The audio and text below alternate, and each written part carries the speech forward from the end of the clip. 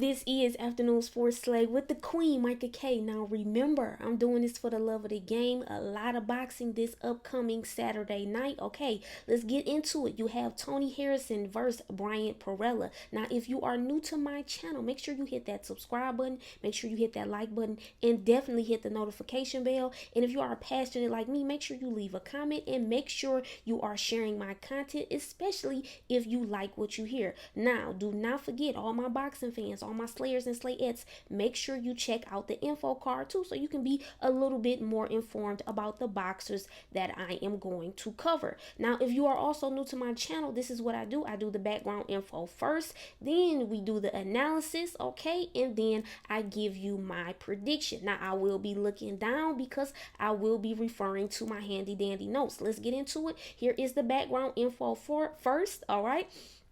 And this source is from The Zone by Stephen M. The former champion is back in action after more than a year away. Tony Harrison has not fought in over a year and makes his return to the ring as he attempts to come back from defeat to Jermell Charlo. The defeat cost him his WBC light middleweight belt, and then he suffered the loss of his father. Speaking to The Zone, Harrison spoke of his return, saying, "Mentally, I felt I was back. Physically, I was still a little overweight. Okay, it took everybody around me who loved me and loved him to rebirth and rejuvenate the champion again.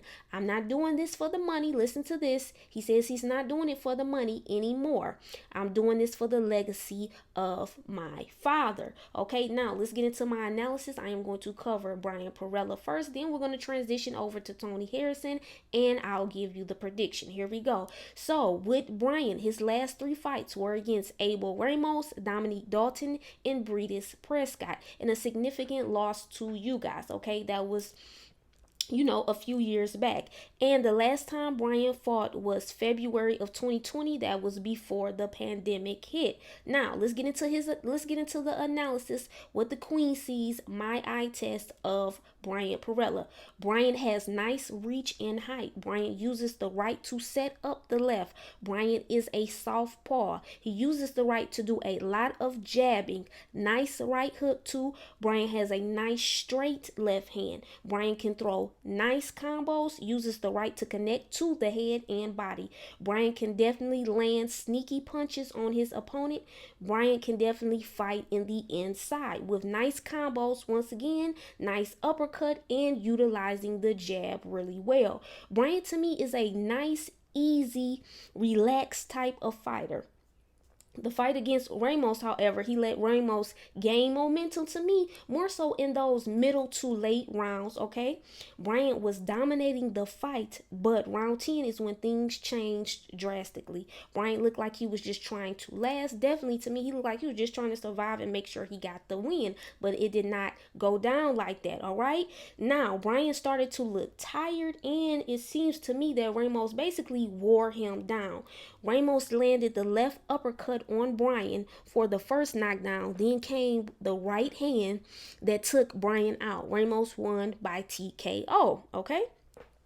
Bryant also fought Dominique Dalton. Where my Detroit people at? How many people are familiar with Dalton? He's another Detroit native like Tony Harrison. Hopefully Tony will get the revenge for the city, okay? Bring it back to the D because we need that W back, okay, from Bryant, all right? And we know that Bryant beat Dalton. Bryant beat Dalton in dominating fashion by getting the TKO stoppage in round 3. Now, I try to be as balanced as possible. But if you have been following the Queen, you know who I am going to be rooting for when it comes to this fight. You see what hat I have on, okay? But I still try to be as balanced, as fair as possible. So make sure you paying attention to the Queen and my movements. If you are, then you are already tapped in. Now, let's get back into Bryant and the analysis. Bryant has a really good skill set. He can pick his spots and land good, clean, accurate punches. Has nice composure, and for the most part always looks comfortable. I like how he has his suit on. before the fight. This his ring entrance especially is catchy, and his nickname is Goodfella. So that's a really good, for entertainment for, the viewers and the fans. Now, what I'm looking for, for improvement from Bryant, to make sure he's able to land enough punches. Once again, looks comfortable, but has to make sure he's not too comfortable and relaxed, okay? Needs good aggression and to pace himself. Now, let's get into some other things. Bryant has to make sure his hands stay up throughout the fight, definitely. And his defense is good, is good enough so he doesn't get hit as much. All right, he needs to tighten up his foot movement. Can move good, but to me he isn't the quickest. Needs more head movement. Has to stay locked in and keep his energy up. All right, make sure he's using his skill set to the best of his ability, plus making the necessary adjustments throughout the fight. Now let's get into Tony Harrison. Here's my analysis for him. His last 3 fights was Jermell Charlo.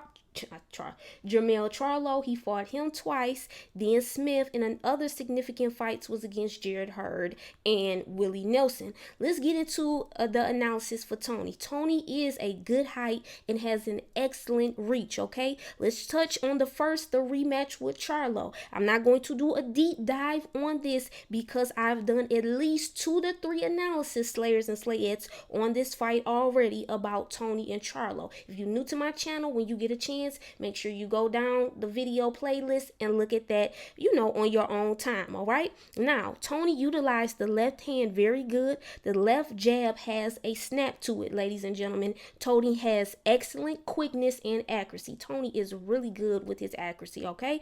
Good double jabs, using his IQ well. Tony is like a chess player fighter in the ring. He definitely strategizes. Tony showed he has a good right and left hand. Showed flashes of nice combinations. Harrison has a fast right hand. Once again, excellent jab at times, a deadly jab, plus long reach. Okay, Harrison has good experience and confidence. Harrison can move around the ring well and has good defense. Tony can land multiple combos and has versatility. Overall, the rematch, Charlo versus Harrison 2, was probably, to me, one of my favorite fights of 2019. Probably my favorite. I'm gonna just go ahead and say it right now, and not just because Tony is from Detroit and I've gotten the opportunity to work with him and he has really been nice and treated me with the utmost respect. I'm not just saying that. I'm going by the Queen's eye test. That rematch with Tony and Charlo was excellent. That's my opinion. Now, it was 2 high IQ fighters in the ring, very entertaining. Okay, I have said this on several occasions. I would definitely love to see a trilogy. I believe both fighters showed progression and improvement after this fight. Highly competitive. Both helped each other to perform their best at the elite level. Okay, I believe both fighters became better after the rematch. Tony can also be a patient fighter. He likes to pick his spots and he's good counterpunching at times. Harrison to me is a very technically sound fighter and just a really good skilled boxer. All right. Now, what I'm looking for from Tony, I'm looking to see how Tony's stamina will be, his head movement and his endurance. Make sure he stays focused and is locked in throughout. Now, let's get into my prediction. Where all my Detroit supporters at is Detroit versus everybody. Where my Slayers and Slayettes that love Detroit, it's legendary when you talk about Detroit. We don't get enough credit. This is a city where some of the greatest boxers ever come from, okay? Basically, this is where Detroit is known for greatness. Make sure. So when you talk about boxing, you have to think about the rich history of the city of Detroit. And I'm definitely going to constantly talk about it because I'm from the city and I want to make sure that Detroit is recognized for the great boxing that we have and still have, okay? It's not over. We still got some new heat coming soon, all right? Now, let's get into the prediction. I definitely have Tony winning this fight and dominating throughout the fight. Also, possibly, mind you, I said possibly, it could be he possibly could have a knockdown. And okay, Tony in interviews, once again, he said he feels fresh. I'm paraphrasing. He says he's rested and rejuvenated. Now, his mind and spirit is right. The fire and rage is back in him. This was said in the Bryant Custer Last Stand podcast. Now, last point about Tony Harrison, he knows how to handle adversity well. He lost to Willie Nelson, then he came back and got a win against another opponent, okay? He lost to her, then he beat Charlo the first time around to become a world champion. So what does that tell you about Tony Harrison, okay? He is an excellent boxer who is very resilient, determined, and never gives up, all right? Now, that's it for me. Definitely more boxing content on the way, more predictions. If you are new to my channel, make sure you hit that subscribe button, that like button, and that notification bell. This is the queen. This is Micah K, all right? And this is Afternoon Sports Slay. I'm out.